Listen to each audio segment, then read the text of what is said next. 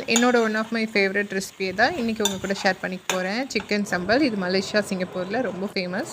ஒரு 10 நம்பர் காஷ்மீரி மிளகாய் எடுத்து சுடு தண்ணியில் வந்துட்டு இந்த மாதிரி ஊற வச்சுக்கலாம். 200 கிராமுக்கு நான் சிக்கன் எடுத்திருக்கேன். இதுக்கு தேவையான அளவு உப்பு, மிளகாத்தூள், கறி மசாலா தூள், அதுக்கப்புறம் கார்ன்ஃப்ளவர், இஞ்சி பூண்டு பேஸ்ட்டு இதை மட்டும் கொடுத்து ஜஸ்ட்டு நம்ம பரட்டி வச்சிடலாம். இந்த சம்பல் ரெசிபி சிக்கனில் தான் பண்ணணும் இல்லை, மட்டன் ஃபிஷ்லலாம் தாராளமாக பண்ணலாம். 10 மினிட்ஸ் ஊற வச்ச காஞ்ச மிளகாவை ஒரு மிக்ஸி ஜாரில் சேர்த்துக்கிறேன். இது கூட 10 நம்பர் சின்ன வெங்காயம், மீடியம் சைஸ் தக்காளி, 1/2 டீஸ்பூன் சீரகம், ஒரு 1/2 டீஸ்பூன் சோம்பு சேர்த்துக்கிறேன். இஞ்சி பூண்டு பேஸ்ட்டாக சேர்த்துக்கிறேன். பேஸ்ட்டு தான் ஆட் பண்ணணும்னு இல்லை, ஒரு சின்ன துண்டு இஞ்சி, ஒரு 5 பல்லு பூண்டாவும் நம்ம ஆட் பண்ணிக்கலாம். இது நல்லா அரையிறதுக்காக நல்ல 1 டேபிள் ஸ்பூன் ஆயில் சேர்த்து கொஞ்சமாக தண்ணி சேர்த்து நல்ல பேஸ்ட்டாக அரைச்சி எடுத்துக்கலாம். நம்ம ஊற வச்சுருக்கிற சிக்கனை ஒரு அரை பதத்துக்கு ஃப்ரை பண்ணி எடுத்துக்கலாம். லைட்டாக குக் ஆகணும்னு இல்லை, லைட்டாக 2 பக்கமும் ஜஸ்ட்டு வந்துட்டு ஃப்ரை பண்ணிவிட்டு எடுத்து வச்சிடலாம். ஏன்னா ஒரு பேன் வச்சுட்டு நான் சிக்கன் ஃப்ரை பண்ண ஆயிலே எடுத்துக்கிறேன். இல்லை நீங்கள் ஃப்ரெஷ்ஷாக ஆயில் யூஸ் பண்ணுறதுனாலும் யூஸ் பண்ணிக்கலாம். இதில் பட்டை, கிராம்பு, ஏலக்காய், ஒரு பெரிய சைஸ் பல்லாரி வெங்காயம் கட் பண்ணி சேர்த்துக்கிறேன். வெங்காயத்தை நல்லா வதக்கிட்டு நம்ம அரைச்சி வச்சிருக்கிற காஞ்ச மிளகாய், சின்ன வெங்காயம் பேஸ்ட்டை வந்து இது கூட சேர்த்து அளவு தண்ணி சேர்த்து நேரம் கொதிக்க வைக்கலாம். கொதி வந்ததுக்கப்புறம் ஃப்ரை பண்ணி வச்சிருக்கிற சிக்கனை சேர்த்து 10 மினிட்ஸ் குக் பண்ணும்போது அதில்